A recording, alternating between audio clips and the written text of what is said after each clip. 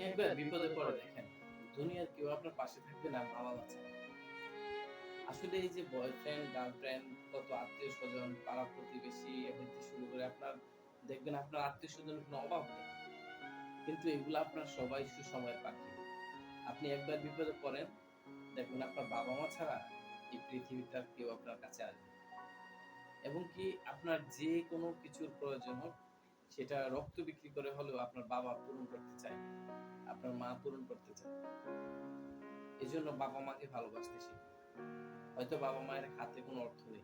কিন্তু বাবা-মা তার জীবনের শেষ নিঃশ্বাসটুকু বিক্রি করে হলেও আপনাকে সহযোগিতা করবে। আপনার পাশে থাকবে। ধরেন আপনার এমন বিশাল রোগ দিয়েছে আল্লাহ, যে রোগটার সংস্পর্শে আসলে অন্য কেউ আক্রান্ত হবে এবং সে মারা যাবে। এই কথা শোনার পর দুনিয়ার কেউ আপনার